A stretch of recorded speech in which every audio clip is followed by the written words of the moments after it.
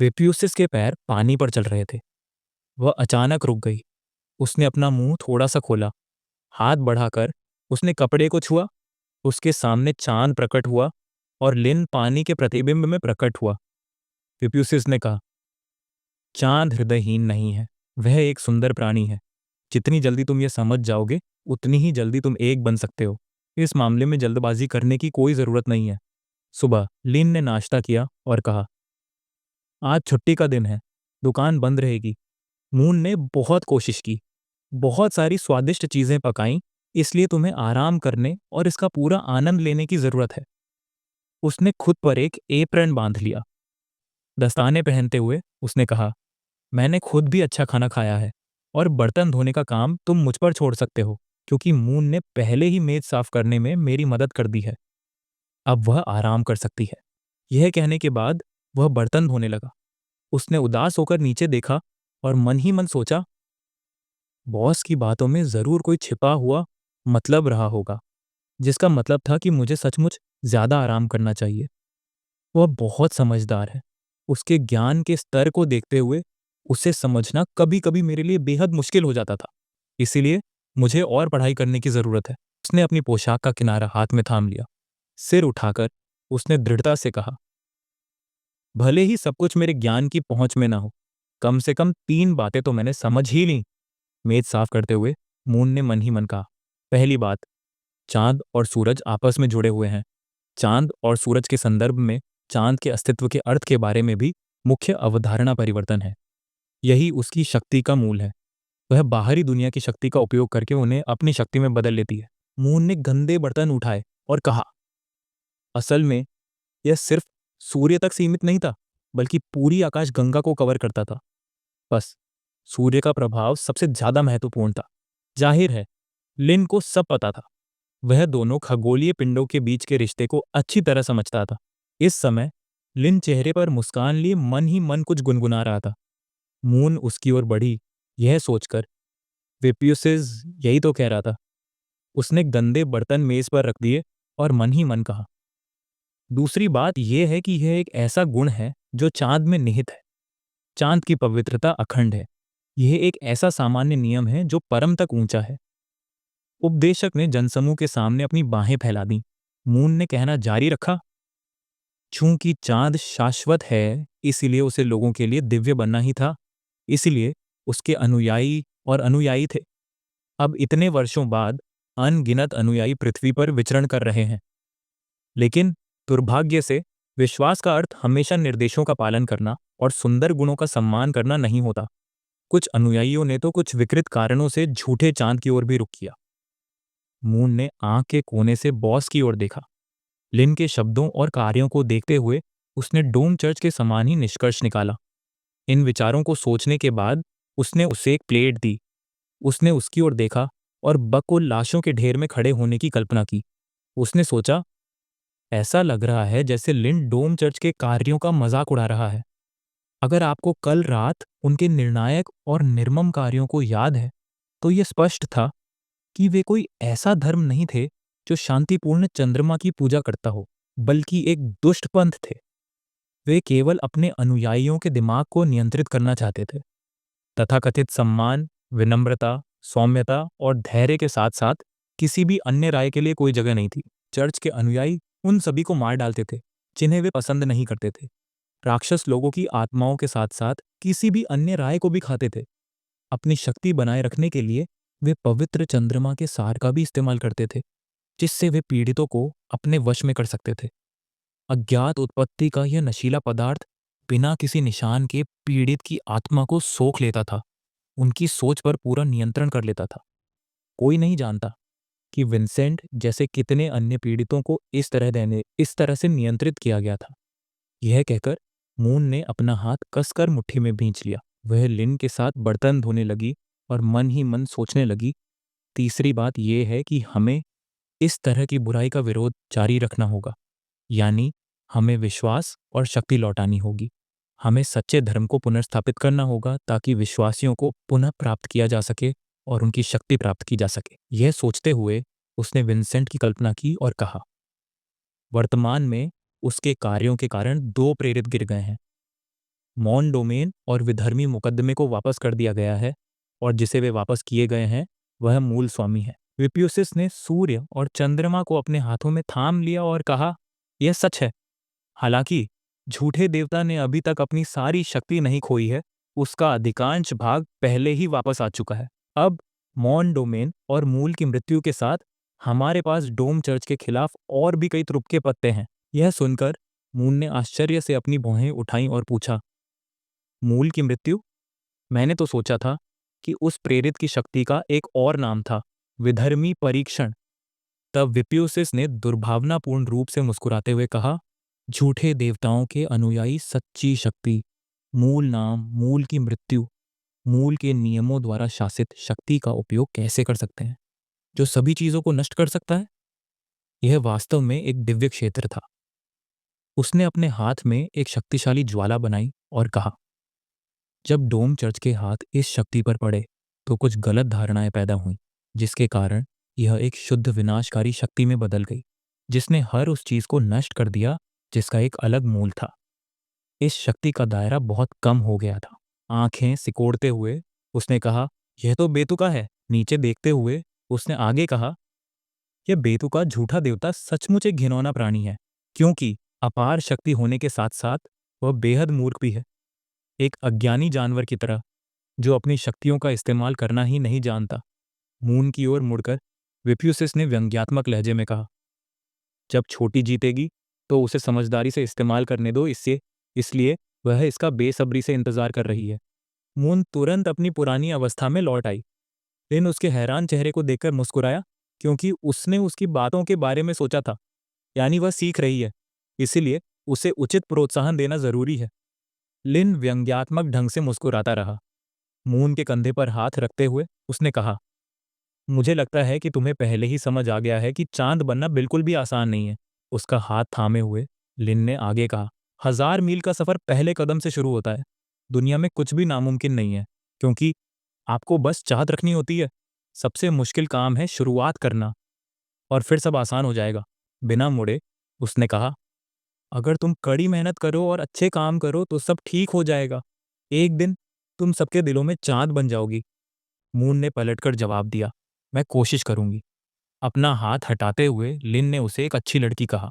मुंह फेरते हुए उसने मुस्कुराते हुए सोचा, उसके साथ व्यवहार करना आसान था। आखिरकार मुझे बस शब्दों में थोड़ा बदलाव करने की जरूरत थी।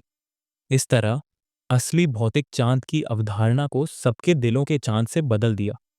उसकी प्रतिक्रिया से पता चलता है कि सब कुछ ठीक हो गया। आंखें सिकोड़ते हुए उसने सोचा, इस मामले में तो कोई बेवकूफ बच्ची आसमान में उड़ने के बारे में सोच भी नहीं सकती। अपनी ठुड्डी पर हाथ रखते हुए लिन ने सोचा, अगर वह अंतरिक्ष यात्री बनना चाहती है तो इसमें कोई बुराई नहीं है। मुस्कुराते हुए उसने कहा, मुझे विश्वास है कि मून ऐसा कर सकती है। विंसेंट की समस्या सुलझाने में उसकी मदद करके शुरुआत कर सकती है। अपना चाकू पोंछते हुए उसने कहा, अगर डोम चर्च वाकई अपने पुजारियों को नियंत्रित करने के लिए अवैध पदार्थों का इस्तेमाल करता है तो ये लोग वाकई बुरे हैं। इन्हें नष्ट कर देना चाहिए। नीचे देखते हुए लिन ने दुखी होकर सोचा, मैं अभी भी इस स्थिति को लेकर चिंतित हूँ। आखिरकार मैंने विंसेंट को चर्च की प्रतिक्रिया जानने के लिए भेजा था, लेकिन अब मैं चिंतित हूँ। निश्चित रूप से मैं किसी बच्चे को कुछ खतरनाक नहीं करने दूंगा। मैंने केवल उससे शोध करने या कुछ जानकारी खोजने में मदद करने के लिए कहा था। प्लेट को देखते हुए लिन ने कहा, यह तथाकथित चांद नकली है। इसका नष्ट होना तय है। अगर असली चांद की बात करें तो मैंने इसे अपने वतन में देखा था। मेरे गृहनगर में जो चांद मैंने देखा था वह एक जवान और खूबसूरत लड़की थी, जिसके हस्ताक्षर वाला वाक्यांश था। अपनी तर्जनी उंगली ऊपर उठाते हुए लिन ने आगे कहा, चांद न्याय का प्रतीक है। मैं बहुत भाग्यशाली हूं कि मुझे ऐसा रक्षक मिला। मुट्ठी बांधते हुए लिन ने सोचा, मैं इस नतीजे पर पहुंच गया हूं कि सुंदर लड़कियां न्याय हैं, लेकिन अपने अभिभावकीय अधिकार को बनाए रखने के लिए मैंने यह वाक्य जोर से नहीं कहा। मून सतर्क हो गई, यह सोचकर, हालांकि अब उसकी निगाहें थोड़ी अजीब लग रही थीं। ये उसके शब्द हैं। ऐसा लग रहा था कि वह इशारा समझ गई है।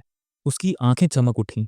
लिन की ओर देखते हुए उसने सोचा, यही तो वह शुरू से चाहता था। उम्मीद थी कि मून एक नया धर्म स्थापित कर सके और डोम चर्च को उखाड़ फेंके, लेकिन जरूरी नहीं कि वह जनता को अपनी पूजा करने के लिए मजबूर करे, जो उसका लक्ष्य कभी नहीं था। नीचे देखते हुए उसने सोचा, प्रयोगशाला से भागते समय, एक आजाद इंसान बनते समय उसने अपना लक्ष्य हासिल कर लिया था। अब लिन के सतर्क मार्गदर्शन में वह अलग तरह से सोचती भी है। उसके हाथ अचानक कांपने लगे। मून ने भौहें चढ़ाईं और धमकी भरे अंदाज में सोचा, मेरे पास जीने के लिए बस 1 साल बचा है, इसीलिए मैं चाहती हूं कि ज्यादा से ज्यादा लोग मुझे याद रखें।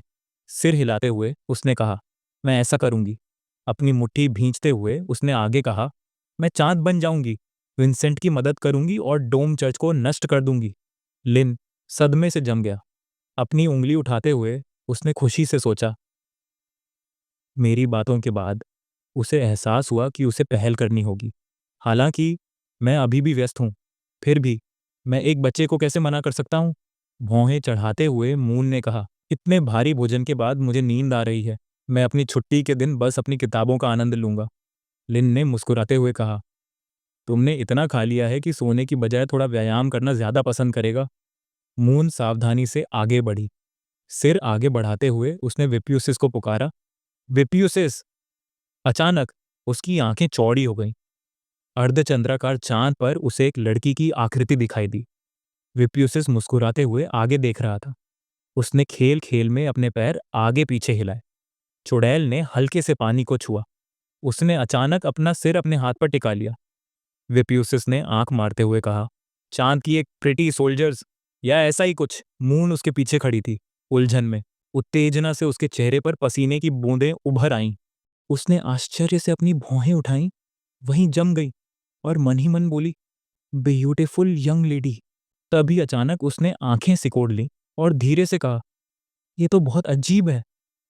उसने विप्यूसिस की तरफ देखा, जो गालों पर लाली लिए मन ही मन कुछ गुनगुना रही थी, और सोचने लगी कि क्या वो सच में इसलिए इतनी उत्साहित थी क्योंकि बॉस ने कहा था कि चांद खूबसूरत है। उस लड़की ने यह भी कहा था कि इस दुनिया के नियमों के मुताबिक अब वो चांद और सूरज से भी बेहतर है। उसने तो बस इतने सालों की बोरियत दूर करने के लिए कुछ देर के लिए चांद का रोल प्ले किया था, तो कुछ हद तक उसे चांद ही माना जा सकता था। विप्यूसिस शालीनता से आगे बढ़ रही थी और मून ने उसे देखते हुए मन ही मन कहा, वह सचमुच बहुत सुंदर है। उसकी सुंदरता किसी भी स्थापित सीमा से परे है। वह लगभग पूर्ण है और इसीलिए किसी का भी दिल दहला सकती है। लेकिन एक ब्यूटीफुल लड़की के शब्दों से उसका क्या मतलब था? इन विचारों से मून के चेहरे पर ठंडा पसीना आ गया और उसने अपनी निगाहें नीची कर ली। पागलपन से भरे भयानक राक्षसों की कल्पना करने के बाद उसने मन ही मन कहा, आदिम चुड़ैलें सबसे प्राचीन बुद्धिमान प्राणी थीं, जो अजीर की आदिम अराजकता की शुरुआत में पैदा हुई थीं। उनके पास बहुत शक्ति थी और वे सभी चीजों को नियंत्रित करती थीं। उम्र के लिहाज से वह अजीर से थोड़ी बड़ी थी, लेकिन आदिकालीन चुड़ैलों का असली रूप किसी को नहीं पता था। वर्तमान रूप केवल मानव समाज में एकीकृत होने के लिए आवश्यक था। चुड़ैल ने सभी चीजों को बनाने की विशेष क्षमता पर जोर देने के लिए एक महिला का रूप धारण किया। मानवीय दृष्टि से वह कम से कम उनके पूर्वजों जितनी ही उम्र की है, जो कई पीढ़ियों पहले रहते थे। कितना अजीब है, यह समझना असंभव है, और वैसे भी यह एक युवा सौंदर्य की अवधारणा के अनुरूप नहीं है। लेकिन अब इस सवाल को छोड़ देने का समय आ गया है। ये शब्द कहने के बाद लड़की ने अपना सिर उठाया और विप्यूसिस की ओर मुड़ी। चुड़ैल आश्चर्य से सिहर उठी। शर्म से लाल चेहरा लिए वह अचानक मुड़ी। उसी क्षण उसने हाथ हिलाया। इसके तुरंत बाद वह गायब हो गई। मून मुंह खोले चारों तरफ फैलते धुएं को घूर रही थी। अचानक उसमें एक चांद दिखाई दिया जिस पर विप्यूसिस बैठी थी। उसने मुंह पर हाथ रखा और पूछा, क्या हुआ? अपनी टांगें क्रॉस करते हुए उसने कहा, अगर उसने कुछ सेकंड पहले अपनी आंखों से यह न देखा होता तो उसे कभी यकीन न होता। आंखों में दया और चेहरे पर मुस्कान लिए चुड़ैल ने अपने बालों में कंघी की। मून की आंखें यह देखकर चौड़ी हो गईं और उसने अपनी भौहें ऊपर उठाते हुए खुद से कहा, अब वह एक आत्मविश्वासी महिला है, रहस्य के आभा मंडल में लिपटी हुई, उस महिला से बिल्कुल अलग जो अभी चांद की सतह पर लेटी हुई थी और एक लड़की की तरह खिलखिला रही थी। मन ही मन उसने डायन की दोनों छवियों की कल्पना की और मन ही मन कहा, उसने लिन द्वारा दी गई एक किताब में the mask of the gods नामक एक सिचुअन ओपेरा के बारे में पढ़ा था, जिसमें बताया गया था कि कैसे एक छवि से दूसरी छवि में जल्दी और सटीक रूप से परिवर्तन किया जा सकता है। यह सब इतनी तेजी से होता है कि उसे पकड़ना मुश्किल होता है। उसने एक राक्षस की कल्पना की जो आग उगलता था और आगे कहा, विपियोसिस ने यह कितनी कुशलता से किया था। उसे देखते हुए उसने इस तकनीक में पूरी तरह से महारत हासिल कर ली थी, इसीलिए वे जीवन भर लगातार सीखते रहते हैं। यह सोचते हुए मून डायन के सामने खड़ी हो गई। अचानक उसने अपना हाथ कसकर मुट्ठी में भींच लिया और कहा, आज उसने बुद्धिमान प्राणियों की परिवर्तनशीलता के बारे में जाना और उसे जरा भी अंदाजा नहीं था कि उस छोटे सुंदर सिर में क्या चल रहा है। विपी उससे अचानक पीली पड़ गई और उलझन भरी मुस्कान के साथ खुद से पूछने लगी, उसे ऐसा क्यों लग रहा है कि यह सब कुछ शुभ संकेत नहीं है। उसने आगे कहा, बेहतर होगा कि ऐसा दिखावा किया जाए कि कुछ हुआ ही नहीं। इसके बाद उसने पूछा, क्या यह वाकई विंसेंट के बारे में था। अपना हाथ मुंह पर रखते हुए उसने दृढ़ता से कहा, उसने सब कुछ सुन लिया है। उसके चमकदार बाल कृत्रिम हवा में लहरा रहे थे। पानी पर पैर रखते हुए उसने पूछा, क्या यह सच है कि वह सही कह रही थी। चुड़ैल मून की ओर एक कदम बढ़ाते हुए बोली, उसके बॉस को इसकी उम्मीद थी। वह उसके पहल करने का इंतजार कर रहा था, इसलिए वह आगे जो भी करने वाले थे उससे जरूर सहमत होगा। उसकी आंखें चमक उठीं और उसने आगे कहा, दरअसल इस मामले में उनकी मदद उसी ने की थी। अपने हाथ बगलों में फैलाते हुए मून ने कहा, यही उसका लक्ष्य था। वह खुद यही सब हासिल करना चाहता था, तो उन्हें विंसेंट का इंतजार करना होगा। उसने मेहमान की तरफ व्यंग्य भरी आंखों से देखा और कहा, वे उसके साथ मिलकर योजना का दूसरा चरण शुरू करेंगे। फिर पूछा, क्या वह समझ गई। मून ने चुपचाप अपने विप्यूसिस को देखा। मुट्ठी बांधकर उसने चुपचाप हाँ में जवाब दिया। विप्यूसिस से नजरें हटाए बिना उसने कहा, न्याय के नाम पर डोम चर्च को नष्ट कर देना चाहिए। यह सुनकर चुड़ैल संतुष्ट होकर मुस्कुराई। फिर उसने मून के गाल पर हाथ रखते हुए कहा, चूंकि वह कोई नया धर्म नहीं अपनाना चाहती और न ही चाहती कि दूसरे उसकी पूजा करे, इसलिए विंसेंट सबसे उपयुक्त व्यक्ति होगा। उसने मन ही मन एक ऐसे व्यक्ति की कल्पना की जिसके चारों ओर आग धधक रही हो और कहा, उन्हें डोम चर्च की जगह सूर्य के धर्म को ही अपना लेने देना चाहिए। मून ने निराशा से नीचे देखा। चुड़ैल ने उसे पकड़ लिया। जब अचानक मून ने पूछा, क्या उन्हें सचमुच एक नया धर्म स्थापित करना होगा। विप्युसिस उलझन में पड़ गई। मुस्कुराते हुए उसने पूछा, मून क्या सोचता है। मून की आंखें आश्चर्य से चौड़ी हो गईं। उसे देखते हुए विप्युसिस ने सोचा, वे इस सवाल पर वापस लौटेंगे ताकि उसे थोड़ा सोचने पर मजबूर कर सकें, क्योंकि जल्द ही उस छोटी बच्ची को उसकी मदद नहीं मिलेगी। नीचे देखते हुए उसने सोचा, उसका समय समाप्त हो रहा है, क्योंकि रात की शक्ति और अंतिम प्रकाश नए चांद में चला जाएगा और यह स्वप्न लोक और शक्तिमून होगी। आगे देखते हुए चुड़ैल ने सोचा, जीवन शक्ति के ह्रास के साथ उसका सार कमजोर होता जा रहा है और उसमें यह पहले से ही प्रकट होने लगा है। उलझन में पड़ी मून की ओर देखते हुए उसने सोचा, उसे आशा है कि अंधकार में विलीन होने से पहले उसके विकास और विकास को देखने का समय मिलेगा। मून उदास होकर नीचे देखती रही, सोचती रही, उसका जवाब क्या होना चाहिए, क्योंकि यह उसके लिए बहुत मुश्किल था। उसे अचानक उस बूढ़े पादरी की याद आई जिसने अपनी दयालुता के कारण अपनी जान गंवाई थी, और उन प्रेरितों की भी जो अपनी आस्था की दृढ़ता के कारण बेहद क्रूर थे। दोनों ही मामलों में उनके विश्वास एक जैसे थे। वे समान रूप से अंधे थे, लेकिन उनके बीच का अंतर स्पष्ट था। ठोड़ी पर हाथ रखते हुए मून सोचने लगी, अगर नया धर्म भी उसी चीज की ओर ले जाएगा तो क्या बेहतर नहीं होगा कि वह मौजूद ही ना हो। उसने निराशा से अपना सिर झुका लिया। मून ने गुस्से से उसका सिर पकड़ लिया। विप्युसिस मुस्कुराई और बोली, वह उसे जवाब देने में जरा भी जल्दी नहीं कर रही थी, क्योंकि लोग धीरे धीरे सीखते हैं और समय के साथ वह समझ जाएगी।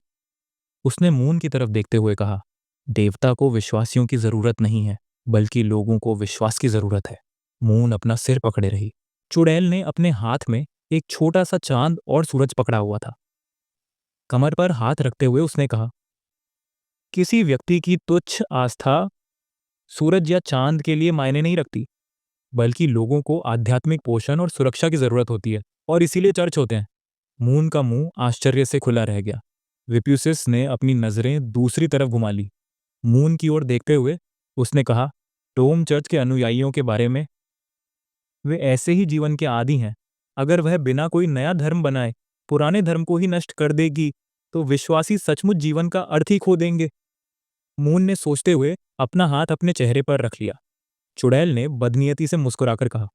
उसका हाथ थामते हुए उसने कहा, उसे बस वही करना है जो सही है। आगे की ओर इशारा करते हुए विप्यूसिस ने कहा, चांद होने के नाते उसे उन्हें बताना होगा कि वे उसके द्वारा धोखा नहीं खाए गए, बल्कि बुरे लोगों द्वारा धोखा खाए गए हैं।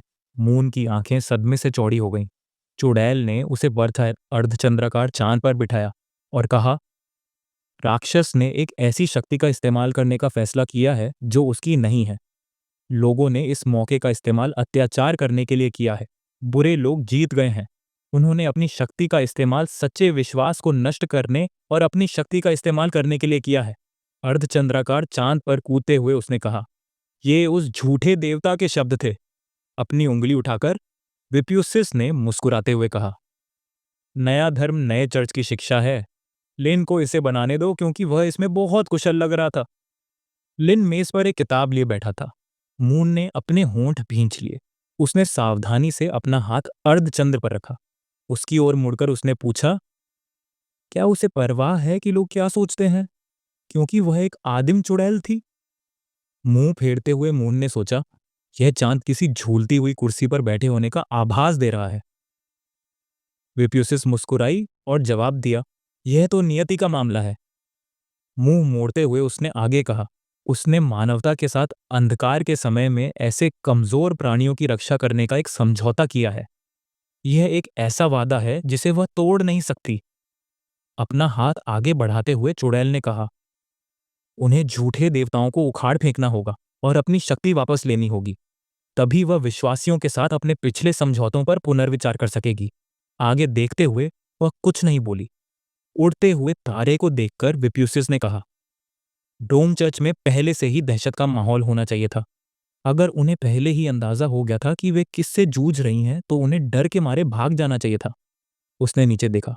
विप्यूसिस मुस्कुराया और कहा, वे इतने वफादार हैं कि विंसेंट भी जल्द ही किताबों की दुकान तक उनका पीछा करेगा। लियो बिस्तर पर गहरी नींद सो रहा था। बायस उसके ऊपर मंडरा रहा था, उसका लबादा पकड़े हुए। एक लड़की उसके सामने फूट फूट कर रोती हुई दिखाई दी। पॉप की आंखें डर से चौड़ी हो गईं। उसका शरीर जोर से कांप उठा।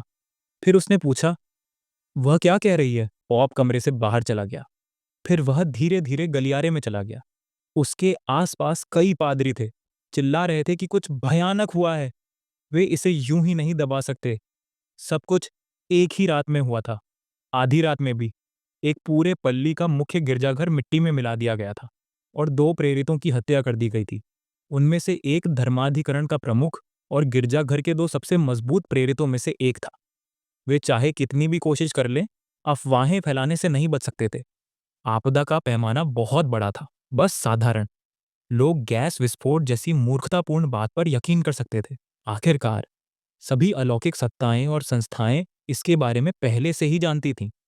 पॉप ने अपने अधीनस्थों को घुटनों के बल गिरते देखा और डर के मारे पूछने लगे, क्या करें? क्या उनका विश्वास पर्याप्त सच्चा नहीं था? क्या यह ईश्वरीय दंड हो सकता है? पॉप ने यह सब देखकर नाराजगी से भौहें चढ़ाईं। उसके अधीनस्थ डर के मारे भागने लगे, यह समझते हुए कि चांद से प्रार्थना करने का कोई मतलब नहीं है। उनमें से एक भागते हुए चिल्लाया, डोम चर्च गंभीर खतरे में है, जल्द ही इसका अंत हो जाएगा। जब तक मौका है हमें यहाँ से भाग जाना चाहिए, वरना हम सब बहुत जल्द यहीं दफना दिए जाएंगे। उसे यह भी पता चला कि इस बार डोम चर्च क्यों पराजित हुआ था। असली देवताओं का अपमान। यह ईश्वरीय प्रकोप और दंड था, लेकिन यह सूर्य का प्रकोप था, न कि झूठे चांद का। चिल्लाते हुए वह पॉप की ओर दौड़ा। उसे न देखकर वह उससे टकरा गया। वह आदमी पीछे हटा और अपना हाथ अपने सिर पर रखते हुए बोला, मुझे किसी चीज से अगर से टक्कर लगी है। चेहरे से हाथ हटाते ही उसने पॉप को देखा। उस पर उंगली उठाते हुए वह गुस्से से चिल्लाया, अगर ऐसे समय में भी जब वह वहां से नहीं गया और दूसरों को जाने से नहीं रोक रहा था तो क्या उसे सचमुच लगता है कि वह अब भी इतना मजबूत है कि वह वहां से जा सके? उसके साथी ने उसे रोकने की कोशिश की, लेकिन पादरी चिल्लाता रहा, मैं अब डोम चर्च का पादरी नहीं हूं। मुझे अब दिखावा करने की जरूरत नहीं है। और पॉप भावहीन होकर उसकी ओर देखता रहा। वह आदमी भौहें चढ़ाए चिल्लाता रहा, मेरे पास उस पर समय बर्बाद करने का समय नहीं है। उसे खुद को भाग्यशाली समझना चाहिए और प्रार्थना करनी चाहिए कि हम फिर कभी ना मिलें। लेकिन इससे पहले कि वह अपनी बात पूरी कर पाता, पॉप ने उसका सिर पकड़ लिया। उसने उसे अपने ऊपर उठाया और कहा, बस अब बहुत हो गया। और उसमें से धुआं निकलने लगा। उस पर एक वस्त्र प्रकट हुआ। उसके हाथ में एक लाठी दिखाई दी। आंखों में तिरस्कार के भाव लिए उसने पादरी की ओर देखा और पूछा, आखिर कब तक यह तमाशा सहना पड़ेगा? पॉप को देखकर दालान में मौजूद सभी लोग डर गए।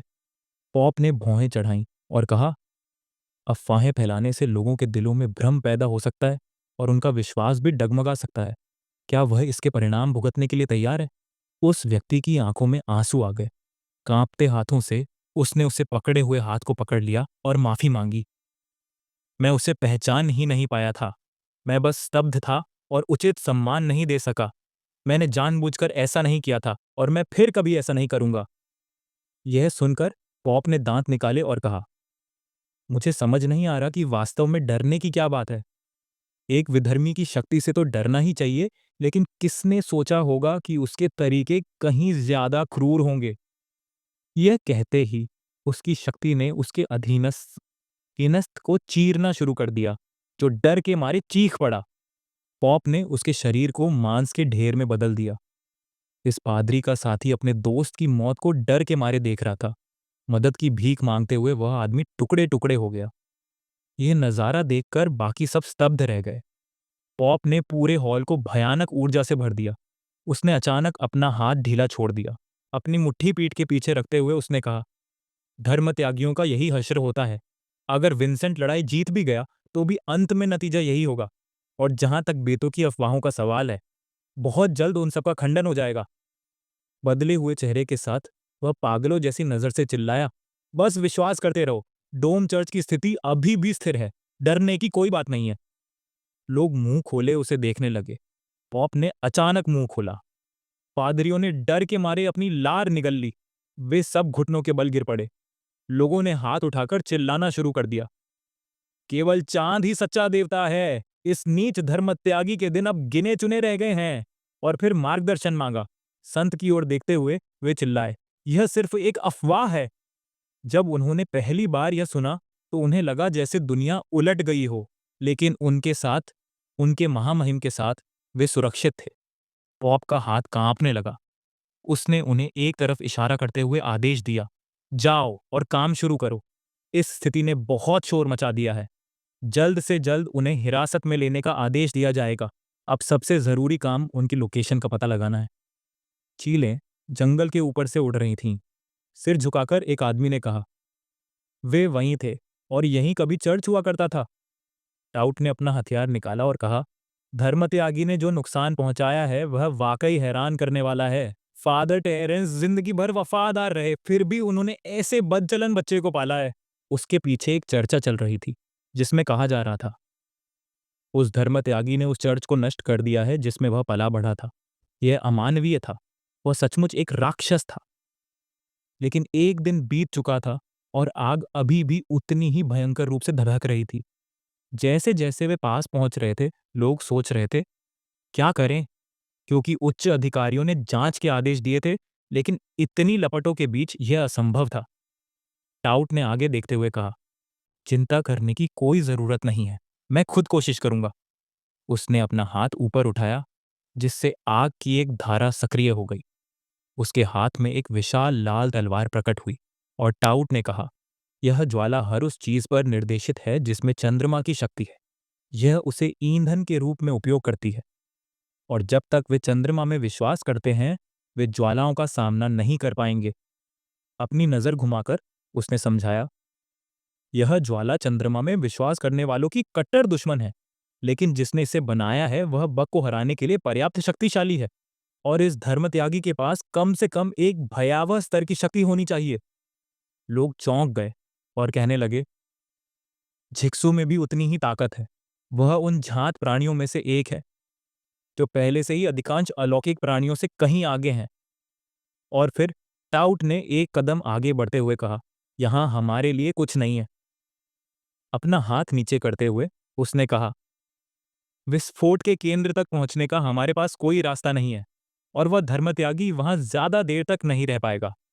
और अगर हम उसे ढूंढ भी लें तो भी हम उसे नियंत्रित नहीं कर पाएंगे। इससे केवल अनावश्यक हताहत ही होंगे। सिर उठाकर उसने कहा, तो अभी के लिए हमें वही करना चाहिए जो हम कर सकते हैं। टाउट ने हाथ हिलाकर सुझाव दिया, हम दो समूह में बांट जाए। एक समूह प्रभावित लोगों की भावनात्मक स्थिति को सुधारने जाएगा। चाहे उनकी आस्था कितनी भी मजबूत क्यों ना हो, उन्हें हर संभव मदद प्रदान करेगा। और बाकी लोग मेरा अनुसरण करेंगे, बचे हुए लोगों को ढूंढेंगे और उनकी मदद करेंगे। भीड़ में एक सवाल गूंज रहा था, क्या ऐसी घटना के बाद कोई बच सकता है? तभी अचानक टाउट ने जमीन पर लात मारी और धमकी भरे अंदाज में पूछा, किसने कहा कि कोई बच नहीं सकता? पीछे मुड़कर उसने कहा, अगर तुम आदेशों का पालन करोगे तो तुम्हारा कीमती समय बर्बाद हो सकता है, जिससे उन लोगों की जान जा सकती है जिन्हें बचाया जा सकता था। इस समय हमारी प्राथमिकता जरूरतमंदों की मदद करना है। भौहें चढ़ाते हुए उसने आगे कहा, अगर उच्च अधिकारियों को कुछ पसंद नहीं आया तो उसकी जवाबदेही मेरी होगी और अब आदेश का पालन करना होगा। लोग खुशी से मुस्कुराने लगे। सब लोग तुरंत किनारे हो गए। तभी अचानक नेता चिल्लाए, हमें जल्दी से सब कुछ खत्म करना होगा। आग बुझने तक इंतजार करना होगा और फिर मरम्मत का काम शुरू करना होगा।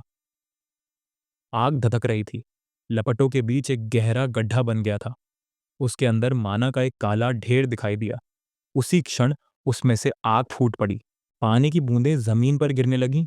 1 मिनट भी नहीं बीता था कि बारिश शुरू हो गई। गहरे गड्ढे में आग दिखाई देने लगी। वह ऊपर और ऊपर उठता गया और आसपास के जीवों को जलाता गया। एक आदमी छेद से बाहर निकला। उसका शरीर आग से ढका हुआ था। उसकी जलती हुई खोपड़ी से लावा बह रहा था। विंसेंट हवा में जलती आंखों से कह रहा था कि थोड़ी गर्मी थी, लेकिन शुक्र है कि ये लपटें चांद की दिव्य शक्ति की ओर निर्देशित थीं। इसीलिए उसने डोम चर्च के अनुयायियों को पास नहीं आने दिया। उसने अपनी सूरत की शक्ति वापस पा ली और कहा कि वह उस नाजुक पल से बच निकलने में कामयाब रहा। उसने अपना हाथ बढ़ाया और उसमें अग्नि उत्पन्न की। उसे देखते हुए उसने सोचा कि यह उपचार के लिए अपनी जीवन शक्ति का अत्यधिक उपयोग करने के बराबर है, इसीलिए यह इतनी कम हो गई है। लेकिन जब तक वह पूरी तरह से इस शक्ति के अनुकूल नहीं हो जाता, उसे कोर की गहन ऊर्जा का उपयोग करने से बचना चाहिए। उसे इस उपहार के लिए शूरवीर का धन्यवाद करना चाहिए। उसकी आंखें ठीक हो गईं और उसने आगे बताया कि किताबों की दुकान वाले ने उसे जो सूर्य का शास्त्र दिया था, वह उतना शक्तिशाली नहीं था। लेकिन सूर्य का कोर प्राप्त करने के बाद यह आग में घी डालने जैसा था और वह भड़क उठी, नियंत्रण से बाहर हो गई। उसने उस पुस्तक की कल्पना की जो उसे मिली थी और सूर्य के केंद्र को अपने हाथों में पकड़े हुए उसने कहा कि इसने उसे तुरंत एक भयावह स्तर पर पहुंचा दिया। उसके चारों ओर आग की लपटें उठ रही थीं, जबकि विंसेंट मन ही मन कह रहा था कि उसने कभी नहीं सोचा था कि एक साधारण पुजारी उस स्तर तक पहुंच सकता है जो कई अलौकिक प्राणियों से भी कहीं अधिक है। लेकिन वास्तव में शक्तिशाली प्राणियों की तुलना में वह अभी भी एक छोटा सा प्राणी है। और वह यह भी अच्छी तरह समझता था कि वर्तमान लाभ एक अस्थायी भ्रम है। अब मुख्य बात यह है कि उसे प्राप्त शक्ति पर नियंत्रण करना है। इन विचारों के साथ उसने केंद्र को अपने हाथ में कसकर पकड़ लिया। उसके मुंह से धुआं निकल रहा था। जमीन पर गिरते हुए उसने सोचा कि कैसे सूर्य के केंद्र ने उसके शरीर को पूरी तरह से बदल दिया था। विंसेंट को याद आया कि कैसे उसने अपना हाथ आगे बढ़ाकर अपने सामने सूर्य का केंद्र बनाया था। और उसने मन ही मन कहा कि उसने भी उस पुस्तक में निहित ज्ञान में महारत हासिल कर ली है, जिससे उसे यह समझने में मदद मिली कि उसके शरीर में क्या क्या बदलाव आए हैं। और सूर्य का पहला ग्रंथ उसके साथ एकाकार हो गया। किताब के पन्नों से निकले रून सूर्य की शक्ति थे। अग्नि ने उसके शरीर को भस्म कर दिया। अपनी वर्तमान शक्ति और गहन ज्ञान के साथ वह इन ऋणों पर पूरी तरह से नियंत्रण नहीं कर पाता, लेकिन वह उनमें से 3 का उपयोग कर सकता था। सूर्य की पहली स्तुति, वह क्षमता जो उसने शुरुआत में ही खोज ली थी।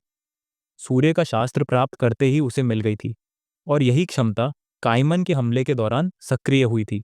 और जब वह घिरा हुआ था और उसके पास बचने का कोई रास्ता नहीं था, तब भी उसने इसका इस्तेमाल किया था। यह कहते हुए उसे अपने बिस्तर के पास काइमन की जलती हुई लाश याद आई। वेनेसा को याद करते हुए, जिसने खुद को उसकी शक्ति से बचाने की कोशिश की थी, उसने आगे बताया कि तब भी उसे सूर्य द्वारा दी गई ऊर्जा एक विशाल अग्नि गोलाकार के रूप में मिली थी, जिससे उसने उसे मार डाला था। दूसरी क्षमता, प्रभुत्व, चंद्रमा की दिव्य शक्तियों के प्राकृतिक दमन का स्रोत है। अफसोस कि उसने इस कमीने को अंदर से ही उड़ा दिया, और इस वस्त्र ने भी उसकी मदद नहीं की, वरना शायद वह थोड़ी देर और टेक सकता था। चांद अपने अनुयायियों को शक्ति प्रदान करता था, लेकिन सूर्य की शक्ति विंसेंट के हृदय में थी, जिससे उसे अविश्वसनीय शक्ति प्राप्त हुई। विंसेंट जमीन पर झुक गया। अचानक उसकी आंखों में एक चमक दिखाई दी। जमीन के नीचे से एक छोटा सा टीला तुरंत उभर आया। उसे पकड़कर वह तेजी से ऊपर उठा। उसने नीचे देखा। लबादा उठाकर उसने उसके नीचे कई जादुई मोहरें देखीं। उसके चेहरे पर एक दुर्भावनापूर्ण मुस्कुराहट उभर आई। विंसेंट ने भौहें सिकोड़ते हुए कहा कि जब यह क्षमता सक्रिय होगी तो विनाशकारी श्रेणी के प्राणी को नष्ट करना मुश्किल नहीं होगा, लेकिन उसके बाद वह एक निश्चित अवधि के लिए एक विशेष अवस्था में चला जाएगा और उसे ठीक होने में अधिक समय लगेगा। आगे देखते हुए उसने खौफनाक अंदाज में सोचा कि बस इतना ही काफी नहीं है। ज्यादा से ज्यादा वह किसी विनाशकारी प्राणी से मुकाबला कर सकता है, लेकिन डोम चर्च में न सिर्फ एक प्रकाश का संत था और न ही एक अंधकार का संत। उसकी निगाहों से प्रकाश की एक तेज किरण फूट पड़ी। वह जानता था कि वहां एक देव पदस्थ पोप भी है, जो नतीजों के डर से अभी निष्क्रिय है। और अगर उन्हें पता चल गया कि मैं वास्तव में इतना शक्तिशाली नहीं हूं, तो वे तुरंत उसे मारने की कोशिश करेंगे। सिर उठाकर उसने सोचा कि उसकी ताकत बदला लेने के लिए काफी नहीं है। उसे शांत रहना चाहिए और मजबूत बनना चाहिए। लाल तरल तेजी से जमीन पर टपकने लगा। अपना लबादा पकड़े हुए विंसेंट ने सोचा कि निर्दोष लोगों को नहीं मरना चाहिए। अपना लबादा ऊपर उठाते हुए उसने सोचा कि उसे बस इतना बताना चाहिए कि क्या हुआ था। जैसे ही उसे समय की याद आई, उसने देखा कि टेरेंस को कुछ दिन आराम करने और बस चांद की पूजा करने के लिए कहा जा रहा था। वह बारिश में आगे बढ़ गया। आग की लपटों के बीच चलते हुए उसके मन में ये शब्द गूंज रहे थे कि उसके लिए दरवाजे हमेशा खुले हैं। फादर टेरेंस के सामने बेंच पर बैठते हुए उसने पूछा कि क्या वह बपतिस्मा के बाद कसाक पहन सकता है। विंसेंट ने दर्द से दांत पीस लिए। गर्म तरल उसके पैरों पर टपक रहा था। टेरेंस उसके साथ चल रहा था, जिन्होंने हंसते हुए कहा कि बात कपड़ों की नहीं बल्कि दूसरों की मदद करने की इच्छा की है। विंसेंट आग के बीच से चलता रहा। अपने पिता का हाथ थामे चलते हुए टेरेंस ने कहा कि उसकी हड्डियां दिन ब दिन कमजोर होती जा रही हैं, इसीलिए उसे डर है कि वह ज्यादा दिन नहीं जी पाएगा। इस पर लड़के ने खुशी से जवाब दिया कि अच्छे लोग कई साल जीते हैं। आग की एक विशाल दीवार के बीच खड़े विंसेंट को पीछे से बुलाया गया। दरवाजे के पास पहुंचकर उसे बताया गया कि वे एक बच्चे को छोड़ गए हैं, लेकिन आसपास कोई बड़ा नहीं था। लड़का पलटा और पूछा कि वह कितने महीने का है। उस आदमी ने अपना कांपता हुआ हाथ आगे बढ़ाया। टेरेंस ने बच्चे पर अपनी हथेली रखते हुए कहा कि वह बहुत छोटी उम्र में ही बिना माँ बाप के रह गया था। विंसेंट का हाथ कांपता रहा। बच्चे को गोद में लेते हुए उसने कहा कि अब से वह उसे पालेगा और सबसे पहले उसे एक नाम देना होगा। मुस्कुराते हुए टेरेंस ने कहा कि उसका नाम विंसेंट होगा। वह दुख से कांप उठा। उसकी उंगली लगातार कांप रही थी और उसने कहा कि वह इस नाम की कसम खाता है। उसने अपना हाथ मुट्ठी में भींचा और उसमें से एक सुनहरा तरल टपकने लगा। टेरेंस ने बच्चे को अपनी गोद में लिया और भीड़ कह रही थी कि यह सचमुच एक आशीर्वाद है कि इस बच्चे का पालन पोषण ऐसे अद्भुत व्यक्ति ने किया और वह एक अद्भुत पादरी बनेगा। टेरेंस ने बच्चे की ओर देखते हुए कहा कि उसने आशीर्वाद की बात नहीं कही। आखिर वह एक साधारण व्यक्ति था। उसके गाल पर हाथ फेरते हुए उसने सोचा कि वह बड़ा होकर कैसा इंसान बनेगा। एक दूसरे की आंखों में देखते हुए टेरेंस ने कहा कि वह यह फैसला खुद लेगा और इसमें कोई दखल नहीं देगा। मुस्कुराते हुए उसने बस यही उम्मीद की कि बच्चा स्वस्थ रहे और खुशहाल जिंदगी जिए। आंसू बहाते हुए विंसेंट जोर से चिल्लाया कि डोम चर्च इसकी कीमत चुकाएगा। आसमान में जोर से बिजली चमकी। अपना हुड ऊपर उठाते हुए उसने कहा कि उसे जाना है। फिर मुड़कर उसने कहा कि जो काम करना है वो पूरा करके जरूर वापस आएगा। विंसेंट कब्र से फुसफुसाते हुए चला गया। पिताजी, हरे बालों वाला लड़का मुंह खोलकर पूरी ताकत से चिल्लाया, मेरे पास एक जरूरी खबर है। उसने देश भर के अखबारों को एक तरफ लहराते हुए चिल्लाया, डोंग चर्च के 7वें पल्ली में एक जबरदस्त गैस विस्फोट हुआ है जिसमें 2 प्रेरित और कई पादरी मारे गए हैं। विस्फोट के कारणों का अभी पता नहीं चल पाया है। केंद्र सरकार ने विस्फोट स्थल पर एक जांच दल और एक बचाव दल भेजा है। शुरुआत में इस घटना को एक बड़ी औद्योगिक दुर्घटना मानने से इनकार किया गया था। विस्फोट को 48 घंटे से ज्यादा समय बीत चुका है, लेकिन आग अभी तक नहीं बुझी है। रिपोर्टर स्थिति पर नजर रखते रहेंगे और उन्हें सूचित करते रहेंगे। निवासियों ने अखबार लेकर कहा, यह बस एक बुरा सपना था। नुओजिन में एक और गैस विस्फोट, और इस बार तो डोंग चर्च भी क्षतिग्रस्त हो गया। जरा सोचिए, पूरा पल्ली। एक मेज पर एक बहुत ही शांत आदमी बैठा चाय पी रहा था। इसहाक ने अपना मग नीचे रखा और कहा, जब मैंने बॉस का पीछा करने का फैसला किया था तो मैंने कभी नहीं सोचा था कि नुओजिन में इतनी हलचल होगी। एक और गैस विस्फोट इतने सालों में, और टावर के ये बेवकूफ शूरवीर सचमुच उसी कहानी पर अड़े हुए हैं। नाराजगी से भौहें चढ़ाते हुए उसने कहा, अगर ये सारी खबरें आम लोगों तक ही सीमित रहेंगी तो अलौकिक प्राणियों की दुनिया इस बार डोंग का चर्च शांत नहीं रह पाएगा। पावा शर्मिंदा होकर उसके सामने बैठी थी। एक पल बाद उसने अपने बाल कानों के पीछे कर लिए। कैप्टन के हाथ पर ईथर दिखाई दिया। फिर उसने उसे अखबार के एक पन्ने पर फेरा। जो उसने देखा उससे उसकी आंखों में सदमा छा गया। अपना चश्मा उतारते हुए वह चीखते हुए पूछा, क्या डोंग चर्च ने सचमुच गिरफ्तारी का सबसे बड़ा आदेश जारी किया है? और आगे कहा, ऐसा नहीं हो सकता। क्या वाकई सब कुछ इतना गंभीर है? वह आंखें फाड़े चिल्लाता रहा, डोंग चर्च ने सैकड़ों सालों में किसी उच्च स्तरीय वांटेड व्यक्ति को गिरफ्तार नहीं किया था, और वे सिर्फ एक व्यक्ति को निशाना बना रहे थे। क्या यह सारा मामला वाकई इतना बड़ा है?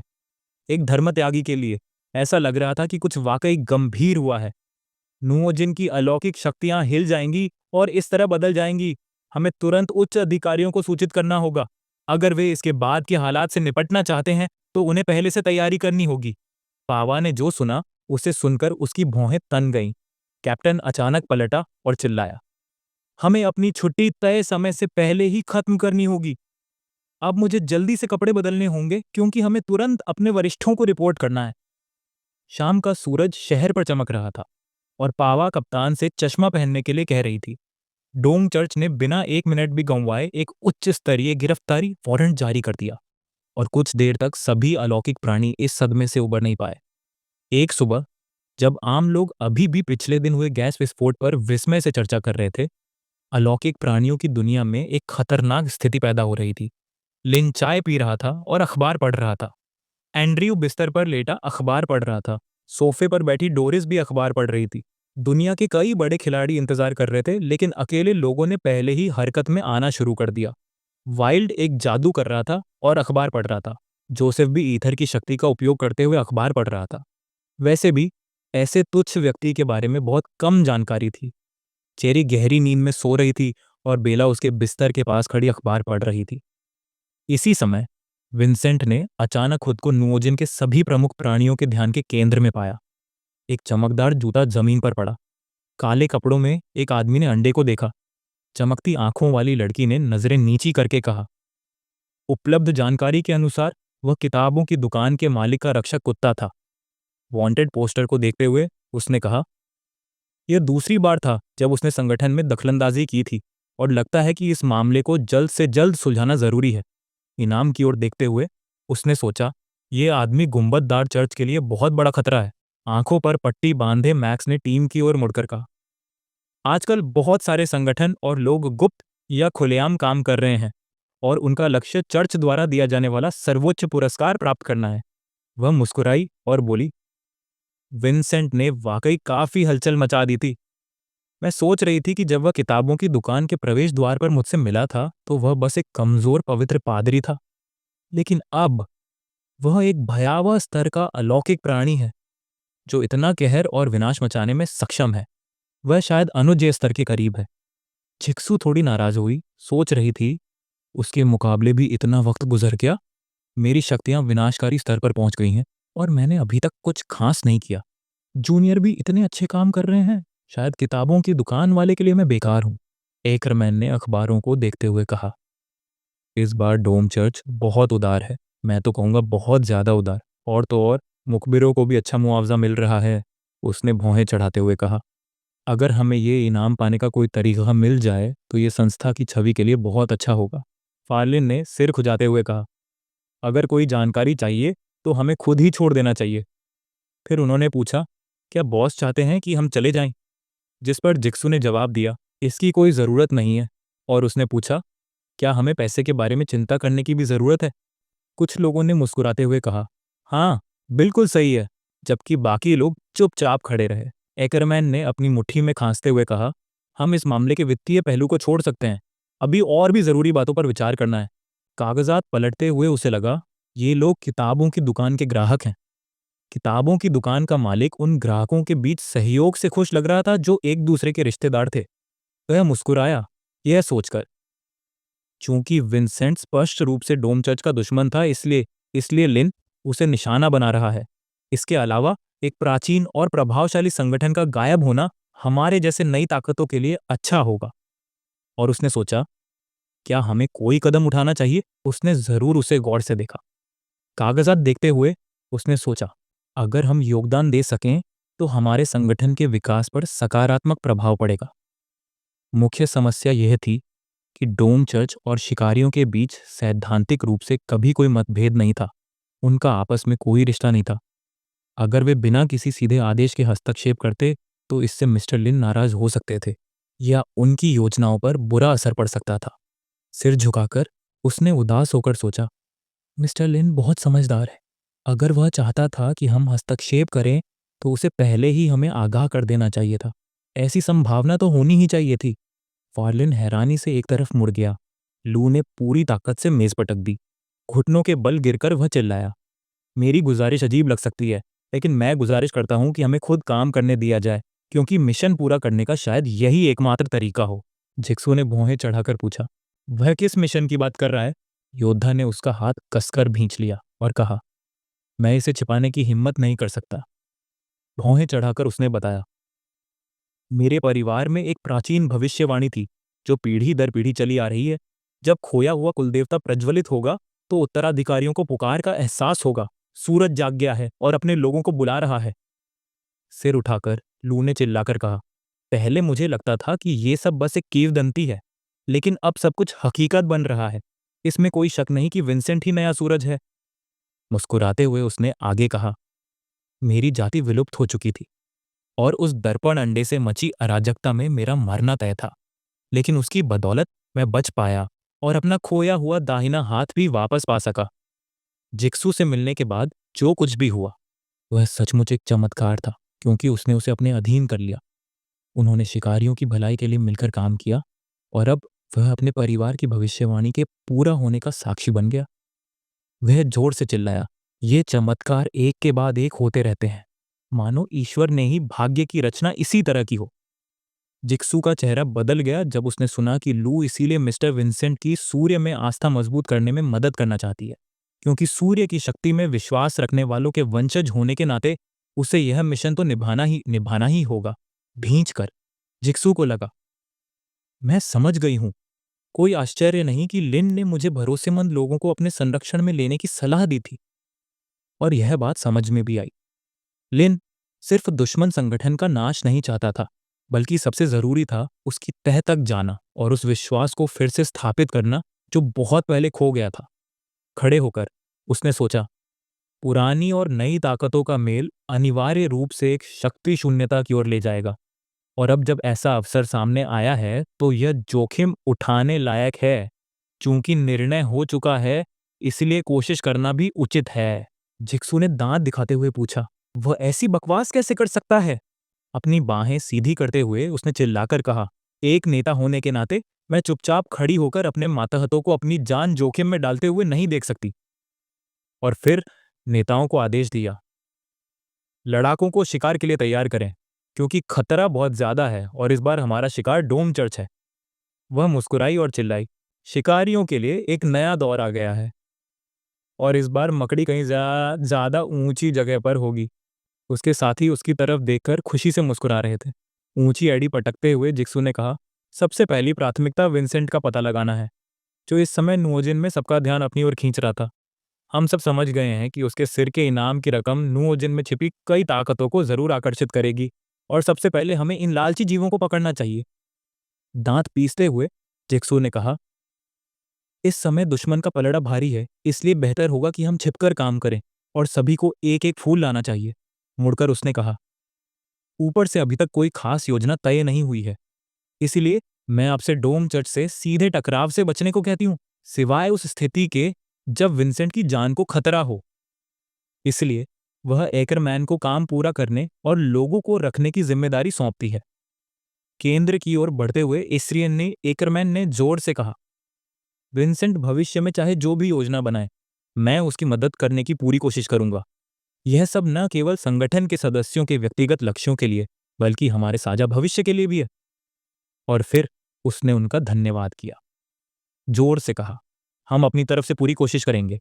कई सीगल पक्षी आकाश में उड़ रहे थे और आपस में बातें कर रहे थे कि इनाम की सूचनाएं लगाए 5-6 दिन हो गए हैं, यानी काफी समय हो गया है और अभी तक कोई खबर नहीं मिली।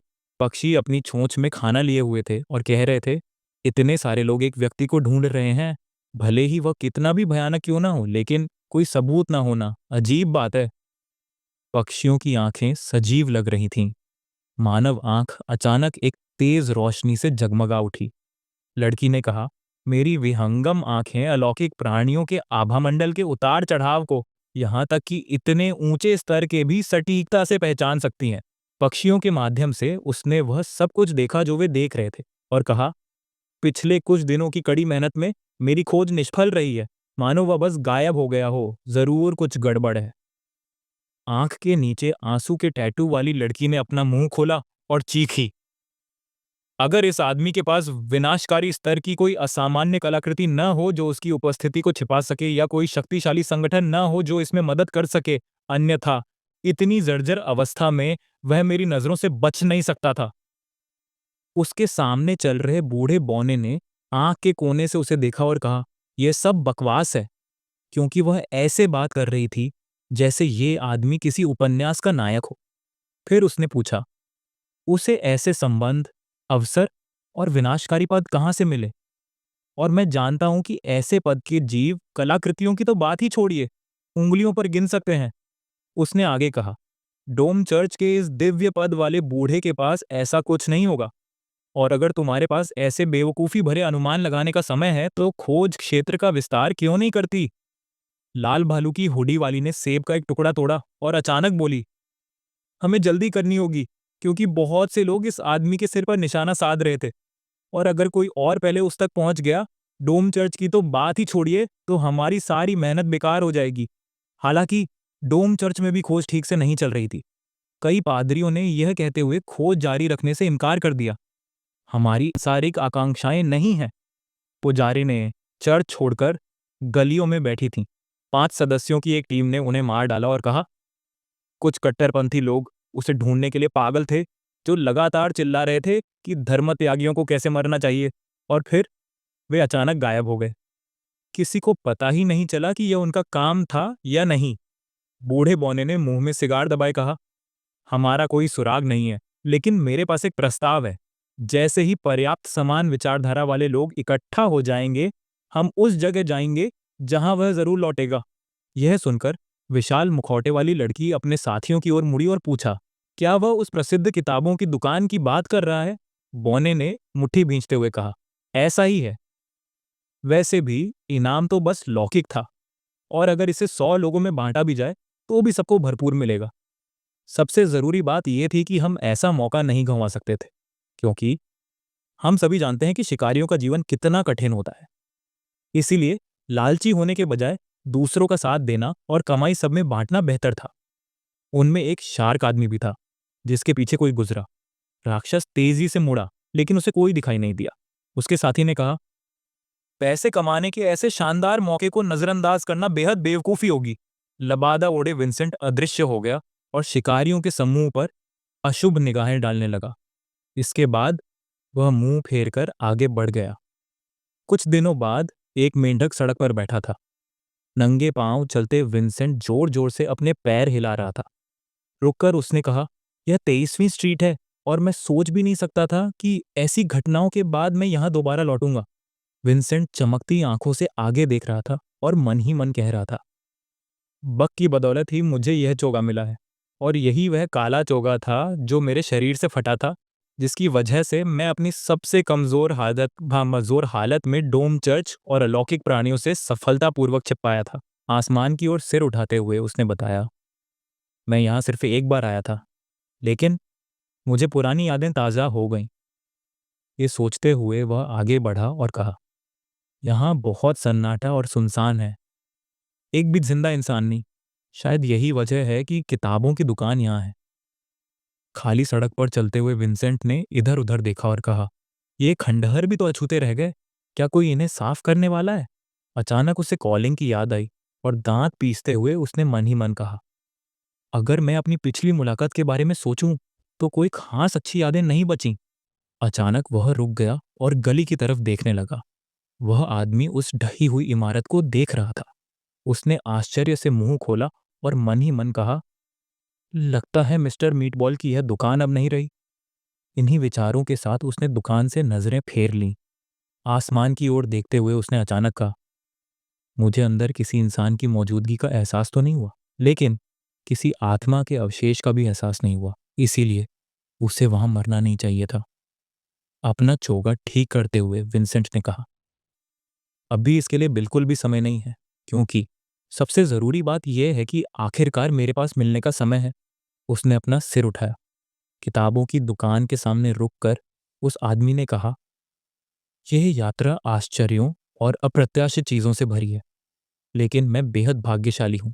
इसलिए मैंने अनायास ही सोचा कि शायद मुझे उच्च शक्तियों द्वारा मदद मिल रही है और अब मुझे अपनी आभा छिपाने की कोई जरूरत नहीं है, क्योंकि किताबों की दुकान के मालिक को पहले से ही पता होगा कि मैं आ रहा हूं। यह कहकर उसने एक छोटा सा हेडबैंड निकाला। उसे अपने बालों में बांधते हुए उसने कहा, मैं इतने दिनों से छिपा हुआ था, मुझे ठीक से अपनी देखभाल करने का मौका नहीं मिला। इसीलिए मुझे उम्मीद है कि मुझे अपनी शक्ल देखकर शर्मिंदा नहीं होना पड़ेगा। उसने बालों के साथ साथ अपनी आंखों पर भी पट्टी बांध ली, क्योंकि उसे लगा कि उन्हें ढकना जरूरी है, क्योंकि वे रोशनी और गर्मी दे रहे थे। उसके बाद विंसेंट ने भाप छोड़ी। कुछ सेकंड बाद वह दरवाजे की तरफ बढ़ा। दुकान की घंटी बजी। विंसेंट ने तेज रोशनी में दरवाजा खोला और किताब पढ़ रहे लिन ने उसका स्वागत किया। यह सुनकर विंसेंट दरवाजे पर खड़े खड़े राहत की सांस लेने से खुद को रोक नहीं पाया। आंखों पर पट्टी बांधे उसने आंसू भरी आंखों से लिन को देखा और कहा, अब मेरी आत्मा को शांति मिल गई है। विंसेंट लिन को ध्यान से किताब पढ़ते हुए देख रहा था और समझ नहीं पा रहा था कि यह एहसास कहाँ से आया। दुकान मालिक की गर्मजोशी और दोस्ताना मुस्कान के ख्याल से ही उसे सुकून का एहसास हुआ, हालांकि वह चारों तरफ से घिरा हुआ था। उसके हाथ कांपने लगे। दहलीज पर खड़े विंसेंट को लगा, मुझे यहाँ आए हुए बस कुछ ही दिन हुए हैं, लेकिन ऐसा लग रहा था जैसे यह किसी पिछले जन्म की बात हो। लिन कुर्सी पर बैठा मेहमान के आने का इंतजार कर रहा था। विंसेंट सावधानी से दरवाजे की तरफ बढ़ रहा था। अचानक उसके घुटने में तेज दर्द हुआ। विंसेंट भौहें चढ़ा रहा था, यह सोचकर कि उसमें बिल्कुल भी ताकत नहीं बची। उसने अपना हाथ आगे बढ़ाया, शायद इसलिए क्योंकि उसकी घिसी पिटी नसें आखिरकार थोड़ी ढीली पड़ गई थीं। उसे लगा कि थकान का एहसास सचमुच उस पर हावी हो गया है। तभी अचानक उसे अपने हाथ पर किसी चीज का स्पर्श महसूस हुआ। मून उसे सहारा देते हुए उसके पास आई। नीचे देखते हुए उसने कहा, विंसेंट, तुमने बहुत कोशिश की, लेकिन अब तुम आराम कर सकते हो, क्योंकि तुम ठीक हो और कोई तुम्हें नुकसान नहीं पहुंचाएगा। विंसेंट की आंखें आश्चर्य से खुली की खुली रह गईं। मून की तरफ देखते हुए उसे एक अजीब सा एहसास हुआ। लिन ने सिर घुमाया, यह सोचकर कि शायद उसे दरवाजे की चरमराहट सुनाई दे रही है, और इसीलिए उसने नमस्ते कहा। लेकिन कोई इतनी देर से दरवाजे पर खड़ा था, और क्या यह सचमुच कोई नया ग्राहक हो सकता है? उसकी आंखें आश्चर्य से चौड़ी हो गईं। सामने उसने विंसेंट को पास आते देखा। विंसेंट ने सिर झुका लिया और किताबों की दुकान के मालिक से कहा, हमने बहुत दिनों से एक दूसरे को नहीं देखा। लिन सदमे से अवाक रह गई। उसका हाथ नोटबुक की ओर बढ़ा। लिन ने भौहें चढ़ाकर उसे लौटने पर बधाई दी और कहा, तुम्हारी तबीयत ठीक नहीं लग रही है। आंखें सिकोड़ते हुए नायक ने सोचा, मुझे अपनी बातों पर काबू रखना चाहिए। अपना हाथ मुट्ठी में भींचते हुए उसने सोचा, विंसेंट बिल्कुल ठीक नहीं लग रहा है, मानो उसे यातना दी गई हो। विंसेंट को देखकर लिन को लगा कि वह तनावग्रस्त और दृढ़ निश्चयी लग रहा है, मानो उसके भीतर कोई आग भड़क उठी हो। अपना हाथ पीठ के पीछे रखते हुए लिन ने सोचा, मेरे अनुभव में किसी व्यक्ति में ऐसा परिवर्तन केवल एक ही चीज ला सकती है, और वह है घृणा। चाय के प्रतिबिंब में विंसेंट को देखकर लिन ने सोचा, विंसेंट कुछ ही दिनों के लिए गया था और वह बिना पुरोहिती वस्त्र पहने लौट आया है। मून को देखकर और चाय ले जाते हुए लिन ने सोचा, चर्च द्वारा केवल संदिग्ध पदार्थों का प्रयोग ही जन्म से ही वफादार रहे पादरी को उसके विचारों से विमुख करने के लिए पर्याप्त नहीं था, और संभवतः उसे इससे भी अधिक भयावह चीज का सामना करना पड़ सकता था। मून ने मग नीचे रख दिए, जबकि लिन ने सोचा, मैंने पहले ही विंसेंट को सच्चाई छिपाने और परीक्षा के तौर पर पहले अपनी स्थिति बताने का सुझाव दे दिया था, और सैद्धांतिक रूप से इस विकल्प में सबसे कम जोखिम था। लेकिन यह संभव था कि इस प्रक्रिया में विंसेंट को परेशानी का सामना करना पड़े। भौहें चढ़ाते हुए लिन ने सोचा, शायद यही बात थी। इससे चर्च उसके प्रति और भी सतर्क हो गया। शायद उन्होंने उसे नियंत्रित करने की कोशिश की, या कुछ और भी जबरदस्त किया, जिससे विंसेंट घृणा से डोम चर्च से मुंह मोड़ ले, अंततः चर्च को धोखा देकर किताबों की दुकान की ओर भाग जाए। मून उसके पीछे खड़ी थी, जबकि लिन सोच रहा था, मेरे अनुमान के आधार पर शायद यह सच हो, क्योंकि उसके साथ जो कुछ हुआ था वह अभी तय होना बाकी था। उसने दांत पीस लिए। लिन ने विंसेंट की तरफ देखते हुए पूछा, क्या तुम बाहर निकल गए हो? विंसेंट ने गुस्से से दांत पीस लिए।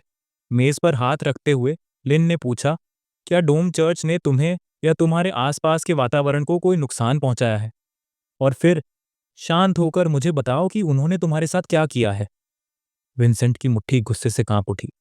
मून ने चायदानी उठाई और सावधानी से चाय डालना शुरू कर दिया। विंसेंट का हाथ शांत हो गया। नीचे देखते हुए उसने अपना समय लेने के लिए माफी मांगी और फिर उससे कहा, मुझे अपने विचार समेटने दे और मैं तुम्हें सब कुछ बता दूंगा। आंखें सिकोड़ते हुए उसने सोचा, अब जब मैंने उसके साथ ज्यादा समय बिताया है तो मुझे यकीन हो गया है कि यह वही सपने वाली लड़की है जिसने मुझे सूरज का केंद्र दिया था। मून चाय डालते रहे। विंसेंट उसे देखता रहा, सोचता रहा। उसमें कुछ है, मानो हम किसी तरह जुड़े हुए हों, मानो एक अजीब सी गर्माहट मेरे शरीर में फैल रही हो और मैं उस पर भरोसा कर सकूं। विंसेंट ने उससे नजरें नहीं हटाईं। मून वहीं शर्मिंदगी से खड़ी रही, जबकि वह सोच रहा था, सपने में महसूस किया गया यह अद्भुत एहसास अब भी मेरा पीछा नहीं छोड़ रहा है। और एक ऐसे व्यक्ति के लिए जिसने अभी अभी किसी प्रियजन को खोया हो, यह रेगिस्तान के बीच में एक नखलिस्तान से मिलने जैसा था, जिसने मेरे दुखते दिल को अजीब तरह से सुकून दिया। मून ने धमकी भरे अंदाज में अपना हाथ मुट्ठी में भींच लिया।